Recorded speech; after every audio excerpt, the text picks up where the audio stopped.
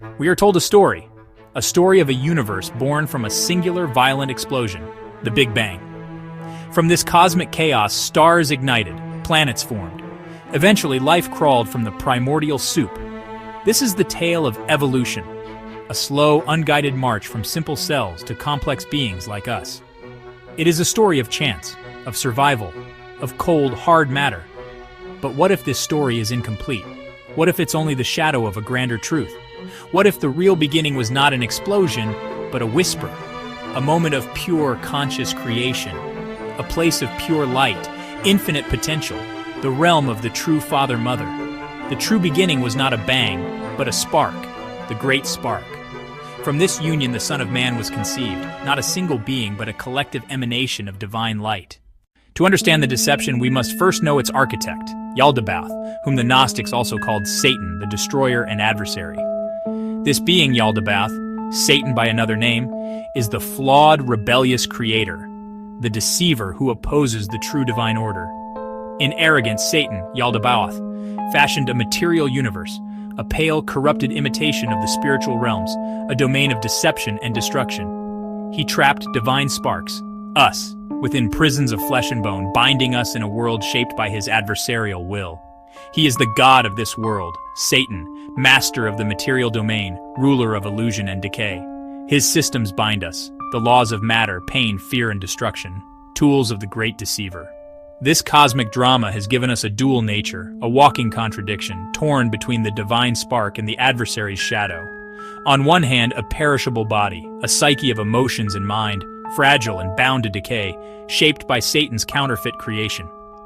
These aspects were crafted by Yaldabaoth, Satan, the counterfeit spirit, ego, selfish desire, fear of death, all designed to keep us enslaved. They tell us this physical world is all there is, that we must fight for survival, never questioning the adversary's lie. Yet within the shell there is another, timeless and indestructible, the divine spark, a fragment untouched by Satan's deception. A fragment of the true Father, a homing beacon that whispers of another home beyond the destroyer's reach. Agents called Archons enforce the deception, guardians of our prison, servants of Satan the adversary. They hide us behind dogma, greed, and triviality, tools of the destroyer to keep the spark asleep. So the soul cycles within their flawed creation, Satan's world, unless it remembers its true origin and awakens. Not all of humanity shares the same awareness. Ancient teachers divided us into three types, three routes: the dark, the intermediate, and the ascending path toward light. The hyletic, the material human, identified wholly with the body and its needs. Their world is shaped by the flawed creation of Yaldabaoth, also known as Satan the Destroyer. Their consciousness is consumed by survival, wealth, pleasure, and power. The psychic, those with a soul who can believe, choose ethically, and stand between matter and spirit. They can be swayed by the counterfeit spirit, Satan's deception, or they can begin to listen to the divine spark and turn toward the good. The pneumatic, the spiritual human, possesses an awakened spark. They are the knowers, the Gnostics. They are not saved by belief alone, but by Gnosis, direct knowledge of their origin. Most of humanity lives in the psychic state, pulled between lower and higher natures, caught in the struggle between the divine spark and the forces of Satan, the adversary known in many traditions. Their salvation depends on choice, ethics, faith, and willingness to remember. Pneumatics lead others out of ignorance, guiding crowds toward the light of truth. They are the seed of liberation within humanity. Free will matters. The soul must choose to follow the inner light. Those who turn inward nourish the spark with contemplation, knowledge, and kindness, and so begin the ascent. The Gnostic path is a journey of liberation from the bondage imposed by Yaldabaoth, also known as Satan the Destroyer.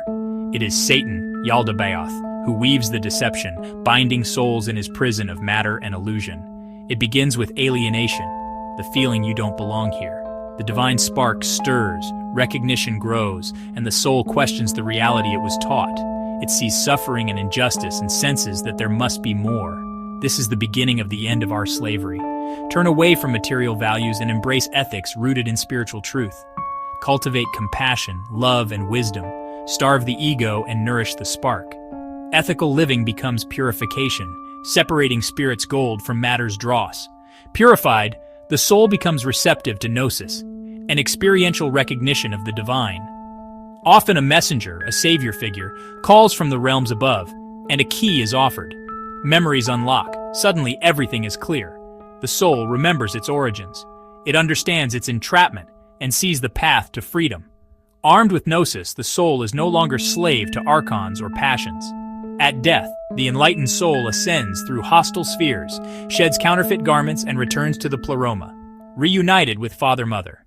Long before modern scientists posited the Big Bang and biological evolution, spiritual teachers mapped a deeper journey. This is not a tale of apes becoming men, but of amnesiac sparks remembering their divinity. Modernity speaks of outward expansion and diversification, matter getting more complex. The Gnostic vision speaks of inward return, reunification, and simplification. The goal is not a more advanced organism, but transcendence of biology to reclaim formless spirit. Evolution as competition frames us as selfish. The divine spark points to love, empathy, and unity. Real evolution is overcoming the counterfeit spirit and letting the divine guide our lives.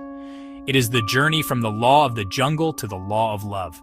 We stand at a crossroads, accept a meaningless cosmos or reclaim our sacred lineage, or embrace ancient wisdom. We are lost royalty, children of a true God on a sacred journey home. This is not a rejection of reason, but an expansion, to include inner worlds that materialist science ignores. Combine outer inquiry with inner knowing, and the human project becomes spiritual evolution. The wisdom was always there, waiting to be rediscovered. Awaken from the dream of matter, return into the light. This is the true human story. If you enjoyed that word, hit that like button and subscribe. God bless.